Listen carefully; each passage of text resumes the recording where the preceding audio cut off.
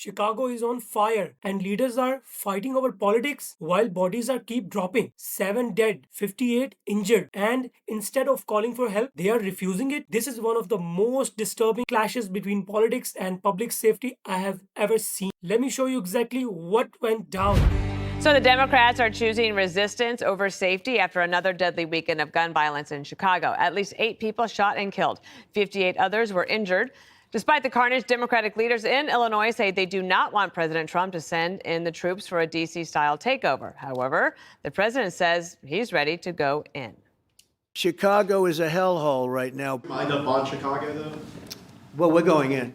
I didn't say when. We're going in. I would love to have Governor Pritzker call me. I'd gain respect for him and say, we do have a problem, and we'd love you to send in the troops. But Chicago's leaders, they are defiant. I'm aware that the President of the United States likes to go on television and beg me to call and ask him for troops. I find this extraordinarily strange, as Chicago does not want troops on our streets. I refuse to play a reality game show with Donald Trump again. We do not want or need military occupation in our city. We do not want or need militarized immigration enforcement in our city. Even Trump's harshest critic, Joe Scarborough, urged Governor Pritzker to team up with Trump on deploying the National Guard to Chicago. I actually think that J.B. Pritzker should do something radical.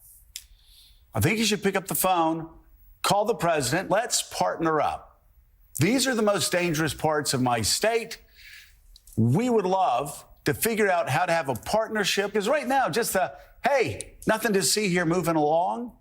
No problem here. Hey, Donald Trump, we don't need you. And, the mayor talking about we're going to protect people's dignity in our city. We'll protect their lives.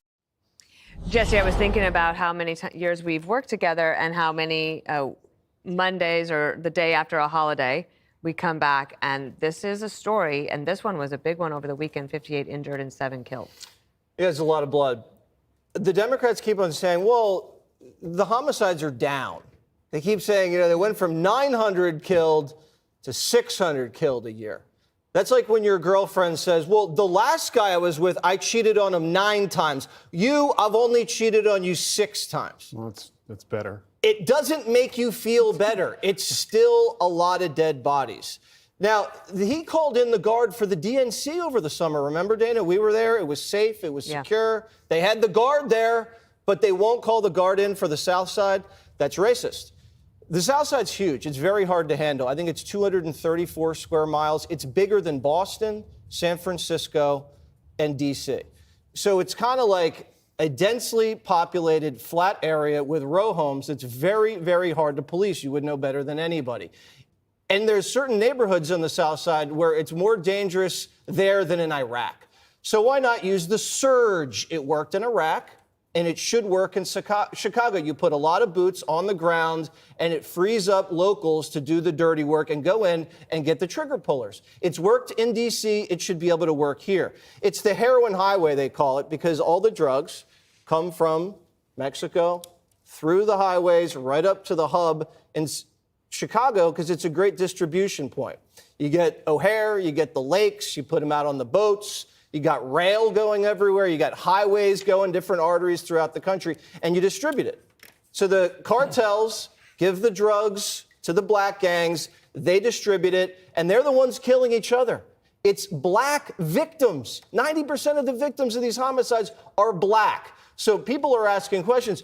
Are Chicago politicians getting payoffs by cartels to look the other way on the South Side? Because you can't explain the tolerance of death this way. Also, on the demand side, we have to stop doing so many drugs, okay? I know cocaine is fun. People tell me in maybe college, in your 20s, after your 20s, it should stop. And you should never be doing heroin, ever. Meth is ridiculous. You're up for 28 straight days and you turn into a shrimp. Now, if we don't stop that, then we're going to still have this problem. So both sides, the traffickers and the buyers are a lot of white people. They have to stop buying it as well. And this guy that says, I think it was blacks and the indigenous built Chicago. No, they didn't. They did not. The English established it. It was just an Indian fur trading village on the side of a lake. And immigrants from Europe, the Poles, the Czechs, the Germans, the Irish, Italians, they created Chicago. All right? So let's give credit where credit is due. Thank you, Jesse. You're welcome. Paul Morrow. Sir. So Jesse mentioned that you would know better than anyone, and I'm curious what you think the police officers think, and maybe they can't speak out because they work for the mayor and then the governor, and those two elected individuals are speaking so loudly, but as a cop, are they demoralized? Of course they're demoralized because they're way down in headcount and they're being asked to do more with less. They're going to take any help that they can get. But let's tease a couple things out. Prophylactic policing, stopping stuff before it happens, is always better. The best crime-fighting strategy is to fight crime before it happens. And that's particularly true when the system is gamed against you because of the Safety Act, which mirrors the criminal justice reforms that we have here in New York, and you have a revolving door. So, okay, you can get 10,000 more cops, 20,000 more cops. You put them in, they're going to make more arrests, fair enough, but the same perps are going to come right out. That's why potentially putting out a more of an omnipresence of, like the National Guard, stopping stuff before it happens, because when people see an armed guy there in fatigues, they're going to behave. The problem here, and we just have to put my lawyer hat on, this is going to be a tough lift for Donald Trump to do. This is not D.C. The aperture, if you notice, Pritzker and Johnson both keep saying the same thing, which is there's no emergency. There's no emergency. Because the emergency clauses, that's the aperture that Donald Trump has to put them out, to federalize the National Guard. And so they're already putting out what their legal argument is going to be. But undeniably, if you just look at people voting with their feet, you have Boeing, Caterpillar, Citadel, Tyson Foods, New York Stock Exchange, Peak Six Investments, all of these firms have picked up and left Chicago. And then Brandon Johnson says, financially, Chicago is hitting a point of no return. Well, of course, because the tax base is decamping for redder pastures. Right. And in the public safety and the political arena, the inability not to tie the safety piece to that is the equivalent of not being able to add 2 and 2. And so somebody has to do something here. Realistically, it should be Pritzker. I don't think they're going to do it. Tyrus, Pritzker says he's not going to call Trump. No, because Black lives don't matter. That's what it basically comes down to. That's what we're learning. Black lives don't matter. Listen, I get, and Jesse makes a great point where he's like, what is the end game? Who is benefiting? Why would you not want this help? You've lost your cities. Your police department is depleted. You defunded it. You did a good job of defunding it. You also forced a lot of early retirements, and you encouraged an entire generation loot first, ask questions later. The South is dangerous. You had, 57 people caught shrapnel this weekend? Yeah. 7 died.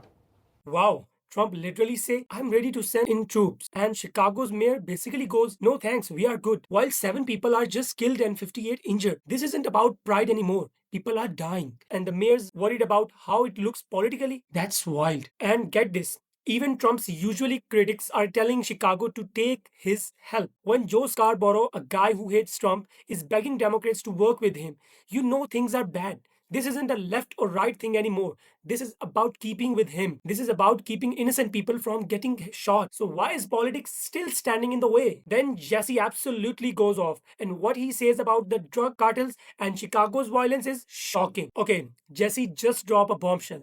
If what he's saying is true, that cartels are funneling drugs through Chicago and politicians might be ignoring it, that's not just negligence. That's corruption on a massive scale. And that stat is gave. 90% of the victims being black? How can leaders claim to care about the community if they refuse to act while this is happening? A former cop then steps in and explains why Chicago police are completely overwhelmed. This makes so much sense. Even if you add more cops, if criminals keeps getting released right back onto the streets, nothing changes. And right now, the people who need protection the most are stuck in the middle of a political fight. But Tyrus said something that really hit me. This isn't about politics anymore. It's about life or death. Man, you can feel the frustration on his voice. It's heartbreaking that he even has to say, Black lives don't matter. But right now, that's exactly how it looks. Imagine being a parent in Chicago wondering if your kid will even make it home safe. and politicians are playing games instead of fixing it. But of course, politics still creeps back in. This right here is the problem. Instead of focusing on solutions, it turns into a political scorecard. Who gets help first? Which party looks bad? Meanwhile, people are literally bleeding in the streets. That's insane. So, here is where we are at. It's about leaders choosing political points over people's lives. What do you think? Should Trump step in even without permission? Or should the local government be left to handle it, even if that means more people die? Drop your thoughts in the comments because this debate is just getting started.